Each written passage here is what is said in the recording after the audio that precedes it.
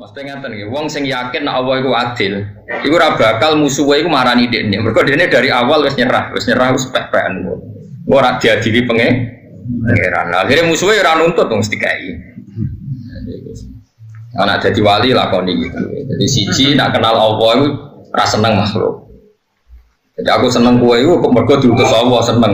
Seneng nak kowe wong ngaji, tapi ora seneng kowe mergo kowe iku kriminal. Jadi mergo Allah ngutus wong alim kudu seneng santrine.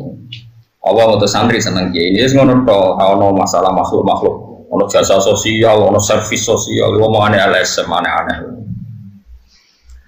Waman arafat dunya lam yakun fiha rohba. Wong sing seneng dunya iku mesti rapati seneng. Kok ngerti nak dunya iku bakal rusak. Wani masyhur wonten tiyang sufi ketemu kancane gawe omah. Omah ditotos, jare sufi, "Kowe apa noto omah?" Oh, pengirannya direncana no ganjur dunya, kayak malah direncana noto. Tapi orang makom, menurut itu serang makom. Pokoknya ngaji, udah serang sakti lakoni. Lakoni harga berbujumu. Ya, orang sufi itu liwat ketemu kancane bangun rumah. Takut, ini bangun apa bangun rumah. Dalam rencana Allah, dunya sampai dihancur kok malah kok. Nanti saya ngurung dia mati. Anggap baik sufi ya. Nah, umat kadung ngapi, anggap baik kadung. Jadi makom-makom wali-wali, saya rasa melomel. Mulai ngaji, no? Ngaji itu ben roh itu ben lumayan. Orang kudu iso nglakoni. Makomnya ada di wali-wali. Lam yubilu alaihi li annahu qataraqal khusuma. Kama qala qala dawu sapa Al Hasanu, sapa Hasan Basri rahimahullah, man arafa wa ahabba wa man arafa dunya kariha. Man desapane wong arafa iku kenal sapa man Allah ing Allah, ahabba mung mesti seneng sapa wong ing Allah. Wong kenal Allah tambah seneng. Tapi wa man desapane wong arafa ngerti sapa man dunya ing dunya kariha, mung mesti gedeng sapa wong ing dunya. Apa kowe kabar dunya ta oke, wae kesawali blas. Dunia paling nemen buatan duit kang pangkat, nak duit ijek sepeda, wong wedok ijek sepeda, paling parah itu pangkat. Mereka nak misalnya orang seneng wong wedok, paling banter, ini bayang wong soleh, kau coba bayang si rasul, paling banter itu wayo nak jari terus, sesuai pegatan, kau wayonnya pegatan. Tapi nak seneng pangkat, itu seneng memperbudak orang lain, seneng mengatur pikiran orang lain, seneng membolak-balikan hatinya orang lain. Sehingga hisabnya itu lebih berat. Hisabnya itu lebih berat. Karena dia memimpin orang lain dan logikanya bolak-balik. Misalnya, saya di partai yang mayoritas itu fasik. Karena saya orang alim, bisa saja membolak-balikkan pikiran. Nak partai wis bener, yo keben. Nak aku ning kono ora nguyai segoro. Tapi ki partai ra bener, butuh pembina. Ya aku iku. Wong mulai rubah. Masuk akal juga. Paham? Utawa kowe wong pinter ning partai sing wis bener. Ya lah dia alasan wong bener ya mesti panggonane bener. Utak bolak wae kowe. Artinya kalau kamu tidak tanggung jawab ning Allah itu lebih ber. Kalau wong seneng di santri akeh, alasannya bermanfaat wong akeh. Ono sing ra seneng di santri, alasannya buat diri ya, buat diujuk. Mimpin orang itu keliru. Tapi kalau dia punya pilihan, kemudian dia yakin bertanggung jawab dengan kersane Allah, di monggo. Tapi ya, nomor satu dia membayangkan wani tanggung jawab dengan kersane Allah Subhanahu wa Ta'ala.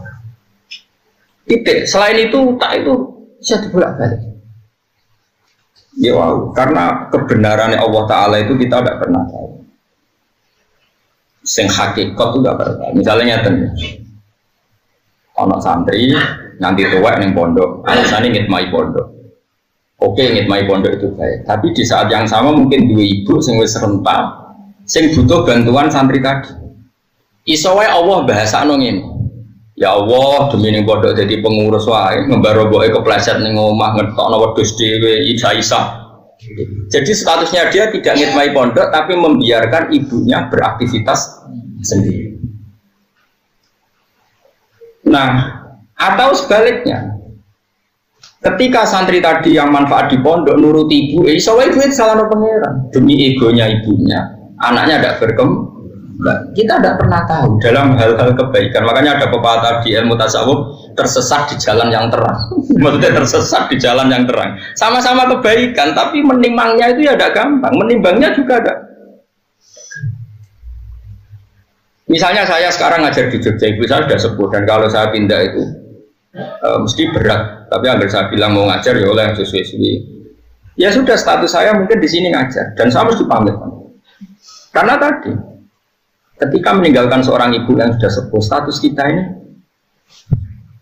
jangan-jangan tidak mubalik, peninggal ibu.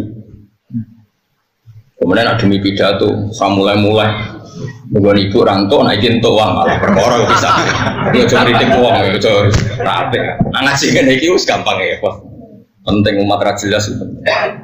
Mulane kita di umat medhit sing syukur, iku marai ikhlas. Kita umat lomo iku marai tobat. Tapi nak di umat lomo, ya sing syukur iku nunjukkan wong alim kerumat. Jadi delok apik kabeh. Lah nak di umat medhit alhamdulillah dadi ana keluar toma. Nak di umat lomo alhamdulillah mesti ternyata wong alim ya mesti ana sing ya kok nak semakam ngono wali ya. Tapi nak orang ngono serasa daftar. Sabot apa? Tak terang lagi. Memang berat. Rasulullah itu kan akmalul khalqi, orang terbaik. Dan Rasulullah mengajarkan orang itu birrul walidain, terutama ibu. Bagaimana? Uwais Al-Qarni itu menangi Nabi. Saya ulang lagi. Uwais Al-Qarni itu menangi kanjeng Nabi. Kok kira orang menangi? Beliau seperiode dengan Nabi. Tonggo-tonggone kabeh wis do sowan kanjeng Nabi. Nangis lho. Nangis nangis. Karena diceritani wong do ketemu Rasul. Tapi setiap pamit ibu itu egois banget. Ibu Al-Qarni ku egois, pol egois. Lah cong. Dulu kan jauh ya, artinya perjalanan kan mesti lama. Posisinya di Yaman. Kila di Irak ya, Yaman lah ya. Itu Yaman atau yang dekat perbatasan Irak atau pokoknya kawasan situ. Pokoknya aduh. Ibu ora bareng. Mau nangis wae. Ibu ku nak pengen ditinjuk gendong, ora mau nuntut gendong. Akhirnya Uwais Al-Qarni iktifa be ajarane Nabi. Piye-piye ngapi ibu itu ajarane kanjeng Nabi. Aku ora ketemu Nabi tapi nglakoni ajarane Nabi. Iku gati ning ibu. Kabeh kancane tanggane dosoan Uwais Al-Qarni. Tapi apa yang terjadi? Justru ketika khalifah kanjeng Nabi sepuh-sepuh sering ngendikan, ya Umar khairul qurun Uwais Al-Qarni, sampeyan periode terbaik ono umatku jenenge Uwais. Enak ketemu jaluk dulu. Jari Umar, kalau ketemu dekne alamatnya nopo, dekne itu tahu dek penyakit baros, yuk ngilangi pangeran terus dilangi kabeh, ilah mau diadirkan kecuali sak koin. Kau pangeran itu senengannya giling-giling, anak hilang belas sawangannya kok nanti penyakit. Nak wong soleh kok berpenyakit sawangannya kok dungannya ramanti. Jadi pangeran, lalu kalau pulau barang itu salah no, pulau nu nak dungo manti. Tapi kalau itu dungo kadang ramanti, termasuk dungo anu kesuge ramanti. Mereka nak mandi, kok berarti aku dijali tanggung jawab pangeran itu gara-gara aku dungo anu suge saya ini satu itu kan, itu salam kan. Lalu kalau seneng nak ramanti, mesti over, nak kayak mandi suge, over tak jamin. Ya orang ono. Terus wongnya itu matanya biru, boy disifati bi Nabi. Orangnya dulu hidup di Korea. Sekarang hidup di sini. Makanya saat tadi ngeper Yaman dan Irak. Memang kalau dalam tradisi bahasa Arab itu misalnya saya Mahfud Atur Musi Sumal Makki. Berarti lahirnya di Termas tapi hidup dan matinya di Mekah. Jadi itu memang ada aturan. Surah Sami Kirwono kedua. Tapi ini kan disiplin ilmu, makanya saya utarakan. Ibnu Hajar Al-Madani Sumal Makki. Dulu kelahirannya di daerah sana tapi kemudian hidup di. Memang itu ada aturannya dalam ilmu nasab. Singkat cerita, Uwais Al-Qarni itu nggak pernah ketemu Nabi, tapi malah dipuji Nabi orang terbaik di era tabiin adalah Uwais Al-Qarni. Dan Nabi pesan ke Sayyidina Umar kalau kamu ketemu harus minta doa ke dia. Singkat cerita, ketika Umar itu jadi Amirul Mukminin, saya ulang lagi, ketika Umar jadi Amirul Mukminin tentu Rasulullah sudah wafat. Sudah intakola ila rofiqil ala, kalau dalam bahasa resmi orang-orang soleh itu nggak boleh membahasakan Nabi mati, tapi istilahnya intakola ila rofiqil ala. Jadi Nabi sudah dipindah di alam yang lebih tinggi. Karena kita tidak boleh berkeyakinan Nabi itu meninggal. Bal ahya'un inda rabbihim yurzaqun. Kalau mati syahid saja biasa berstatus ahya, apalagi nabi. Tapi gue barang ini nabi meninggal ya sawah, bahkan maulid dong ini nabi meninggal ya sawah. Aku kadang ya nangis ya, aku nak balik gue keliru mulai mati. Tapi orang balik ais dan uni ini paham ya. Tapi kita yang punya tradisi ulama bahasa itu tidak boleh salah, paham ya. Tapi kepengen gendaran ulama melok bahasane ulama. Nabi kita intakola ilar rofiqil orang lali latihan ngalim kepleset panjang KW no. Dan tapi memang nggak boleh. Saiki wong mati syahid biasa wae ora oleh darani mati. Ora oleh larangane pengiran jelas wala taqulu lima yuqtalu fi sabilillah amwat. Man nggak boleh membahasakan bahwa mereka itu amwat. Bal ahya'un inda rabbih.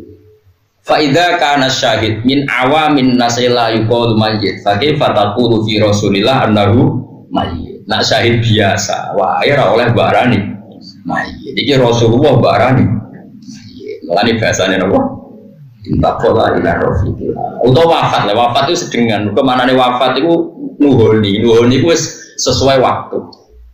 Mulane darane wong mati itu tufiya. Ini wafat itu jatah waktunya sudah wafat, sudah pas. Ini disebut mati ku wafat. Allahu yatawaffal anfusa hina mautiha wallati lam tamut fi manamiha fayumsikul lati qada 'alaiha al-mauta wa yursilul ukhra. Ben alim bener bedane ngaji aku kok ayo betul. Malah kan anak alim ya bebo. Kon niru wong alim yo barokah. Jare nek iso saleh niru wong saleh. Saiki nek alim yo niru. Tapi lucunya nak niru wong alim jaga plete kok. Tak baleni ya, nek iso saleh kan niru saleh. Niru wong saleh iku ibadah. Mesti nek ana niru nek alim yo niru wong alim. Niru pedene. Tapi aku yakin aku kuat suwe mesti. Karena mesti keblinger. Ketika Nabi sudah wafat atau intaqala ila rafiqil a'la. Nah, kowe ra iso bantah kula misalnya, tapi Gus di Quran istilahnya tuh apa imata. Itu beda. Quran itu dawe Allah itu di atas Rasulullah sehingga enggak perlu sopan. Pangeran niku atasane Kanjeng Nabi. Dadi nyeluk Nabi ya Muhammad. Kowe niru-niru muni ya Muhammad. Anut Allah ya bocah geblek e. Ya masa bangun dibela aku ya bahan. Bagi utang aku kowe kualat ngawur. Bocah kok Jawa. Ya kabeh kok natural, bocah ora iso mikir. Lha wong firqah saiki ngono ora oleh muni Sayyidina Muhammad kok Nabi nglarang latu sayyidune kabeh wong yo nglarang umate sopan berlebihan. Tapi umate ya tetep. Dulu Nabi itu melarang kalau ada beliau liwat itu sahabat berdiri. Nabi yang melarang la taqumu kama taqumul ajim. Kowe nak ketemu aku aja ngadeg kok wong ajam. Tapi sahabatnya tetep. Nah, sesuai Nabi yo gak kuati ngloroi sesuai dibarno. Nah, ketika pada akhirnya Nabi ngembarno itu qaidah usul fikih mengatakan intisalul awamir muqaddam apa sulukul adab muqaddamun alam tisalil awamir. Jogo adab didhisikno dibanding nuruti perintah. Masih bangun ya sering misalnya hak kena rene itu rasa salam misalnya sakarmu kapan wae tapi kita tetap jaga jarak ketika waktu bailula atau waktu sibuk ya kabeh. Nah makanya ana kok edan jaga adab didhisikno ngalahno print ya kabeh Nabi. Masih aku sering ngomong mbek Rugen kan tapi aku biasa wae tapi Rugen tetep sopan ngono mau yo dilo bebo tenan gak penting tenan ora penting zaman akhir butuh tenan barang serap. Si gue tok wis cukup. Aku pokoknya nak masalah ngadepi wong tak nurut Imam Syafi'i. Jos tenan Imam Syafi'i. Imam Syafi'i disewani wong loro. Sing sitok ku sop. Loro-lorone sopan nek ning ngarepe sopan. Bareng mulai sing sitok ngrasane Syafi'i jebule ngene-ngene. Pokoke momennya ngene Syafi'i jari sapa alim alama jebule kelakuane ngene-ngene. Terus sing sitok itu cerita ning Imam Syafi'i. Ya imamana, kula nu kecewa mbek tiang niku wae. Nak dengar panjenengan di lho, ning bareng ning jopo ngrasani jenengan serana nabi. Tapi Imam Syafi'i, lah iya berarti aku hebat, aku wibawa. Jute ning ngarepku rawani. Dadi dadepe enteng itu Imam Syafi'i. Berarti dekne pengecut, ning ngarepku rawani ning guri. Dadi aku hebat, iku wibawa. Nanti sing gedenge rawani ngetokno gedenge. Dadi Imam Syafi'i wong gampange syukur. Yo ora dijero-jerokno. Wong iku piye gak? Lah iya berarti aku hebat. Jeneng ulama ibu bawah ini. Ada tahu nang ngene modele kan jepi apa-apa iku. Wah nak bojomu kok nurut bariku bali lo berarti ki bawah. Soalnya uripmu cari Imam Syafi'i gentek ya. Jos wae Imam Syafi'i. Masalah dunia itu dianggap enteng. Mulane kok gak tahu tak kok apa sing do ngaji aku nengguri to acet. Nyatane ning arep dhewe mbok maknani wis kok repot. Senengane kok mikir sing sangger kusnudon nak wis nganti maknani berarti wong bingung nak wis. Utawa wong tenanan belajar kemungkinane loro niku. Utawa nganggur berarti kegiatan pokoknya. Jadi ulama-ulama di sini nganggep dunia Google sepede. Saiki ora dunia ditoto. Di umat kok ana sing ra ngaji, ono kok ora ngaji. Apa katut kiai iki? Ono kiai mikir, tak kok ora ono pengiran. Ini ngaji demi pengiran lha dul ngaji kok ngono-ngono nang ngaji. Aneh-aneh. Ora ono pengiran beres. Tutup. Sembrono. Bukan wis malah enak wiridan. Apa dewi aneh kamar malah ra kangelan. Ada karo Jogja. Aduh ra kangelan. Lah kula komisi mulang teng Sarang. Jumat injing ngantos jam 4 mucal teng Kudus. Mbode buyut kula di Menara Bodo Damaran. Jam 4 itu saya masih di Kudus. Terus jam 5 travel saya itu jam 5 dari Pati terus ke Pati. Jam 5 naik travel ke sini. Ya saat itu umat ini serah perlu ditakokno. Aku mau ngomong Imam Syafi'i. Ya aku bawa jeneng arepku gak wani. Enteng itu dah. Imam Syafi'i nanya ntono wong iku koyo bunga sing berduri. Dari jare Imam Syafi'i, wong iku apike kadang apike mau didelok. Koyo bunga mawar sing berduri. Yaiku lamsun ida nazarta nabuk delok iku halus, tapi engko syaukun ida lamista. Tapi ri nabuk cedhek. Kadang manusia iku keliru, wong apike tangga, apike wong liya mau didelok kok. Nak sawang sinawang apik kabeh wis nunton kabeh. Lah kowe kadang milih akrab mbek wong sing mbek pangeran wis didesain ri, ya krasa. Kowe ngrasa akrab utang, bareng ra oleh gremeng jare akrab tak utangi ra. Sing ngongkon nyekel iku sapa? Mawar iku didelok blok goblok. Aja dicekel.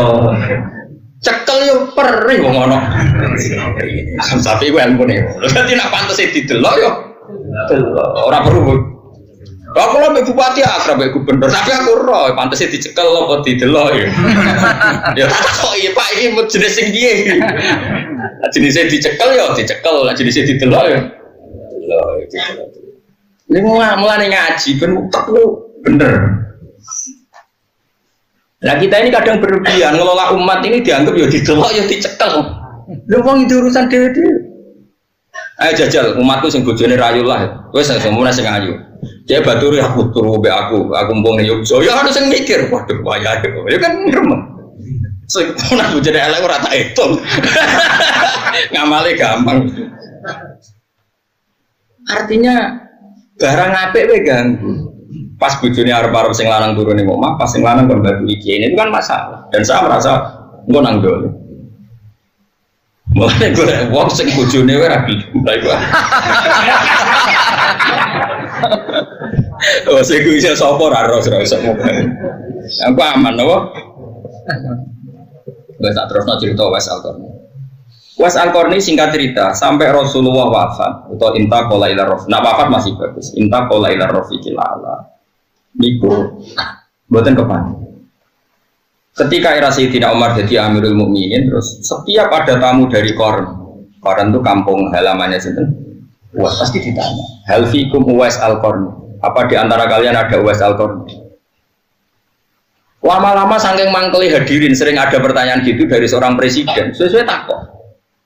Lima daya Amirul Mukminin. Kenapa dengan dia? Dia itu walinya Allah gini-gini. Jari sopo? Uwais Al-Qarni itu gendeng. Karena di kampungnya dia itu nyon sewu tapi juga tiru. Dia itu jarang Jumatan. Dia itu makan itu dari pelonco, dari biti-biti itu semacam pelonco, kerai, Indonesia, zabal ini cara berikat di sini. Kotoran apa jenis? Sing dibubuhan teteng itu. Tempat sampah di sana tempat sampah. Apa? Sing guri omah juga buahan kotoran macam-macam. Tapi orang di sana tempat sampah. Mas bala ada orang bahasa Arab. Jogangan ya juga, mesti orang tempat sampah. Kau tahu sugar, Lama ngono tempat sampah. Ora ono. Tempat sampah wong mapan. Omahku ora ono. Tempat sampah wong engke-engke, mun saiki ono sampah organik to. Kaca apa nih? Kertas wong engke-engke ngono. Dianggap wong gendeng. Lah ini jadi wali kutub terbaik di era tabi'in itu amalnya tenang buat dia. Ini misalnya di beras 1 kilo, tapi aja tiru. Gue orang-orang jadi wali tetap rugi nih rugi. Rugi. Serap bakal kita jadi wali kayak sini. Paling wali nekam. Aku mesti yang gede anak itu ya. Lalu kalau niku mulane nasi anak itu ngaku wali yo. Dia anak apa? Wali nekam. Dia itu amalan yang nyata nih rumah nonton. Dia itu tidak berani punya uang atau beras atau apa saja yang menjadikan potensi dihisab. Misalnya gini, dia kok jadi beras 1 kilo. Begitu dintekno. Kalau duitnya karek 100.000 ya dintekno. Alasannya, Gusti saya tidak ikut tanggung jawab dan tidak mau menerima hisab. Nanti kalau ada orang kelaparan, jenengan nyalano pulau, mergo di beras kok ono wong. Jadi dintekno ben sok ben ra kena hisab. Ono melarat kok ora pakai beras. Boleh ora duwe. Jadi ya dake, artinya ya dake. Nah, akhirnya resiko nopo? Dekne ora wani di klambi loro, kuwatir nek di klambi loro ono wong ra kelar tuku klambi. Sementara dekne di klambi saya. Ya mau sitok tok. Dan akhirnya apa? Kalau pas Jumatan kok pas iku najis ya ora Jumatan. Mergo dekne pikirannya begitu. Mulane ngomong Jawa tiru ya. Wong kowe niru ra bakal dadi wali kutub, Pak. Paham? Soal hasil, lah dene yang mau mangan barang sing diperebutkan, dagangan senajan toh halal itu sesuatu yang diperebutkan, tapi harus didakok neng sampah. Artinya yang punya saja erot, yang punya saja ingin membuang. Ini pasti halal. Mau jadi tiru, tak bulan balik nanti. Lalu ini kan cerita wong soleh, apa perlu niru kan? Mau penting seneng wong soleh, apa perlu niru? Soleh ini apa tiru? Niru soleh sing suge, sudah kok Abu Bakar lah itu tiru. Tapi suge sih, podo angel gak sini. Pengen jalan Abu Bakar sing ngamal ning Nabi, syaratnya suge sih. Lo umur sakmene ya abot. Lo ngamalnya Abu Bakar ning Nabi ku miliar kang ora trimo. Lo nanti ngitung sudah kok Sidina Utsman perang Tabuk itu sekitar 16 miliar. Bapak orang biasa 1000 dinar. Ayo hitung ya. 1000 dinar, sing dinar itu 1000 dinar. Padahal sak dinar 4,2 gram. Berarti kalau 1000 dinar sekitar anggapnya 4.000 gram. 4.000 gram kok gawe 500.000 wis. Berapa miliar ya? Pokoknya miliar tau sih. Ya nyumbangi Utsman yang perang Tabuk itu sing rupa emas, belum jaran, belum unta itu 1000 dinar. Sak dinare 4,2 gram. Pengno. Jadi bisa seneng Nabi ora usum salam tablet 1 juta 2 juta miliar. Gak ben niru ngono. Wah niru kowe Gus, dia sugese. Milih dia pemangan. Ayo milih. Nak niru Abu Bakar sugese, nak niru Wes Al-Qarni. Mangan apa? Ini sampah. Niru aku yuk kudu alim, ayo angin meneh. Ayo niru sapa sih? Yo jadi diri sendiri, berani. Berani jadi diri sendiri, hebat. Jadi saya kejar koreo, berani jadi diri sendiri, hebat. Singkat, dia itu ilmunya gitu. Pokoknya nggak boleh atau nggak berani punya barang yang nanti menjadi alasan Allah bisa. Jadi persis Kanjeng Nabi itu angger dalu, badhe sare kok dia duit sak dinar. Gak iso tuh. Mau kamlaku prokat, tetapi ya Aisyah, jangan orang satu neng omahku itu ada duit. Jadi gue tak uang, akhirnya Bilal gue melaku bawa akhirnya ya untuk butuhin Nabi kuntek. Akhirnya niru Nabi bagian itu kan yura iso. Wah ya kepengen, nirunya sing fungsong. Nabi itu sini ada satu, tapi Nabi juga berani nyimpen dinar, kayak wani niru sih. Sekarang kok niru sih enak. Nabi cingkrang kalau cingkrang, Nabi hafal Quran, ayo nak wani. Lagi sering dibantah, ada ini kiai kok tidak cingkrang, tapi aku hafal Quran, Nabi hafal Quran, dia hafal Quran. Angel di, jadi uang boyo mikir, jadi rasa. Nah iya, nah sunah Rasul rajin kerangto termasuk apal. Ora terima apal sing gowo. Berarti nak wong rapal Quran yo ora pati anut. Ya tapi wis jero-jero. Lah kono jero-jero nek ora iki maksude ya biasa wae. Akhirnya singkat cerita, Uwais Al-Qarni dilakopi khairul qurun Uwais Al-Qarni. Lah Ibnu Hayyan nih, wonten sing maca Ibnu Hibban, nek kula niku keyakinan kula Ibnu Hayyan, mergo titike ono sing ketitik, gak harus ketitik. Ya. Itu seseorang yang tahu hadis tentang fadhail Uwais Al-Qarni. Ini betul napa-napa kayak kula cerita, mergo dzikru sholihin apa tatanazzalul barokat, ngeling-eling wong saleh iku dadekno berkah apa? Ibnu Hayyan itu ngerti fadhail Uwais Al-Qarni itu digolek itu ora ketemu berhari-hari ora ketemu. Ketika ketemu itu nenggone Sungai Dajjal. Makanya saya tadi bilang betul dia pertama orang Yaman, tapi lama-lama hidup di Irak, di Qaran itu kawasan Irak. Buktinya dia ketemu Ibnu Hayyan itu di Dajjal. Dajjal itu sungai yang di mana? Irak. Niku mau klambine sitok pas badhe wudu. Senengane wae pakar banyu wudu. Dene sedang wudu ya. Terus si Ibnu Hayyan tadi tanya gini, "Anta Uwais Al-Qarni? Apakah kamu Uwais Al-Qarni?" Terus jawabnya, "Uwais, apa kamu Ibnu Hayyan?" "Iya." "Kok kamu tahu nama saya?" Jadi, "Terus saya sudah tahu kalau kamu mau datang itu." Oh, berarti Uwais Al-Qarni tenan. Maksudnya nak palsu kan gak muka sapa. Nak KW kan gak muka sapa. Ini sampai muka sapa itu berarti asli. Masyhur. Kemudian saya ajak salaman. Iya coba tiru. Nah aku niru oleh. Kemudian saya ajak salaman, dia menolak. Fa'aba ayyusohifani. Dia menolak, saya ajak. Nah sebetulnya kalau seperti itu memang kita harus sepakat. Salaman itu sunat. Saya sepakat salaman itu sunat. Tapi ada orang tertentu yang salaman itu sebaiknya jangan. Masyhur itu Abdul bin Mas'ud itu kalau di daerah dicucuk tidak mau. Ketika dia ditanya apakah ini haram, tidak. Tapi kamu hina, zillatan ditabe wa fitnatan ditmakbub. Sing daerah nyucup iku ino, sing dicucuk nak ra iso jaga atine ujuk. Sehingga ada ulama yang menghindari salaman. Tapi ya kadang-kadang salaman. Makanya wong ngaji. Nah misalnya kayak kiai debutan ana santri duwe lho nyucup kok mbok didol-didolno wong. Nah kowe ono sing nyucup ino, sing dicucuk ujuk. Makanya ada ulama yang biasa saja. Tapi ya tetap kita mengatakan salaman itu sunnah. Selagi tidak melahirkan fitnah. Makanya ngaji coba aman. Salaman itu sunnah tuh rom ilmu sepi. Ngajimu lagi pirang. Uwais Al-Qarni itu jenis orang yang cara berpikir kayak Abdul bin. Jadi orang terlalu terhormat itu sing anut ino, sing dinut rawan masuk. Makanya setahu saya orang-orang alim itu ya biasa.